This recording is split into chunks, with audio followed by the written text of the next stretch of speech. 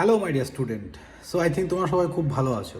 তো যেটা বলার জন্য সেটা হচ্ছে thank you very much all of you, যে এত হিউজ একটা অ্যাডমিশন আমাদের কিন্তু হয়ে গেছে already for second semester, fourth semester, six semester. So সবাইকে অনেক অনেক ধন্যবাদ এটার জন্য যে তোমরা আমাদেরকে ট্রাস্ট করেছো। এবার আমি আসি নেক্সট পয়েন্টে, সেটা হচ্ছে যে আজকে যে প্রাইসটা বাড়ার কথা ছিল প্রত্যেকটা কোর্সের, সেটা কিন্তু বাড়ানো হয়নি, তাই তো? এবার সবাই ভাবছো স্যার কেন এখনও প্রাইস বাড়েনি। আমি কারণটা বলি, আমার কাছে এখনও বহুত ছেলে এরকম ফোন করেছে যে স্যার এটা মাসের শেষ, বাবা এখনও মায়না পায়নি, বা মা কাজ করে, মা এখনও টাকা পায়নি। তো প্লিজ আপনি এই প্রাইসটা স্যার রেখে দিন কিছুদিন, আমরা খুব তাড়াতাড়ি নিয়ে নেব যত তাড়াতাড়ি পসিবল। তো তোমরা যে আমাদের কাছে পড়তে চাও এই জন্যই আমরা খুবই হ্যাপি।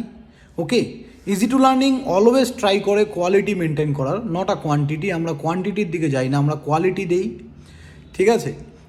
তোমরা প্লিজ যারা এই ভিডিওটা দেখছো একবার একটু ভিডিও ডেসক্রিপশানে কমেন্ট করো, যারা আমাদের কাছে পড়ো তাদের কেমন লাগে ক্লাসগুলো, বা তোমাদের কোনো সাজেশন যদি থাকে তোমাদের প্লিজ তোমরা নিচে কিন্তু কমেন্ট করো তোমাদের কোনো সাজেশন, বা তোমাদের কেমন লাগছে আমাদের ক্লাস, আর কি ইমপ্রুভ করা যেতে পারে, তোমাদের সাজেশন প্লিজ এই ভিডিওর নিচে দেবে। আর সেকেন্ড হচ্ছে যেটা বলার মেনলি, সেটা হচ্ছে যে আমরা কিন্তু কোর্স প্রাইস ইনক্রিজ করতে পারছি না বহুত ছেলেমেয়ের রিকোয়েস্টে। তো এই কোর্স প্রাইসটা ফেব্রুয়ারির 5 তারিখ, দেখো 1 তারিখের মধ্যে অনেকের মাসের শেষে বা অনেকের মাসের শুরুতে, ধরো জানুয়ারির 30-31 তারিখ অনেকের বাবা মারা পেমেন্ট পেয়ে যাবে যেখানে কাজ করে, বা মাসের শুরুতে। তো 5 তারিখ পর্যন্ত অফারটা রেখেছি। 5 তারিখের পর, ফেব্রুয়ারির 5 তারিখের পর কিন্তু ফিজ আমরা বাড়াবো, বারবার বলছি। তো সেক্ষেত্রে কিন্তু ডিপ্লোমা সেকেন্ড সেমিস্টারের ফিজ বাড়বে, ফোর্থ সেমিস্টারের ফিজ বাড়বে, সিক্স সেমিস্টারও।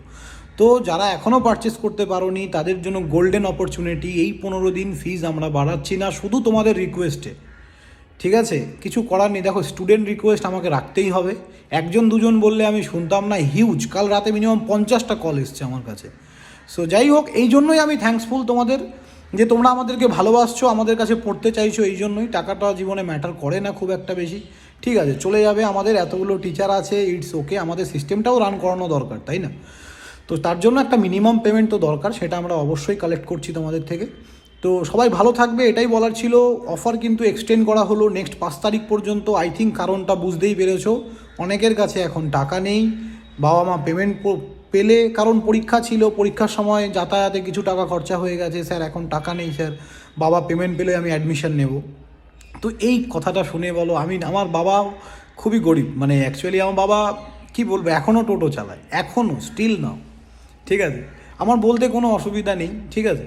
তো আমিও গরিব ফ্যামিলি থেকে বিটেক করেছি তোমার লোন নিয়ে, এমটেক করেছিলাম তখন স্কলারশিপ পেয়েছিলাম, বাট বিটেক করেছি লোন নিয়ে। তো আমি জানি এই পরিস্থিতিগুলো কী হয়। সো দ্যাটস ওয়াই আমি এটা করতে বাধ্য হলাম। তো তোমরা যদি একটু ফিডব্যাক দাও খুব ভালো লাগে, বা আমাদের কোনো ইনিশিয়েটিভ নিয়ে তোমাদের যদি কোনো ডাউট থাকে ডেফিনেটলি বলবে।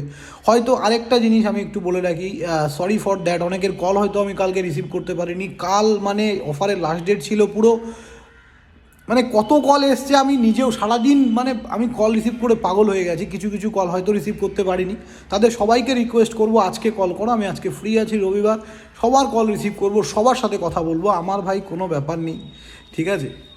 আমরা নিচু লেভেলের লোক, কোনো চিন্তা নেই, তোমরা যা আমরাও তাই, একই। আমাদের এখানে কোনো এরকম ব্যাপার নেই যে টিচার বলে কোনো ভাব হয়ে গেছে, না, কিচ্ছু না। ওকে, তো এটাই বলার ছিল। সবাই খুব ভালো থাকবে, অফারটা এক্সটেন্ড করা হলো, তো তোমাদের সুবিধে হচ্ছে কিনা একটু জানাবে। থ্যাংক ইউ স্টুডেন্ট, সবাই ভালো থাকবে, দেখা হবে নেক্সট কোনো ভিডিওতে, বাই।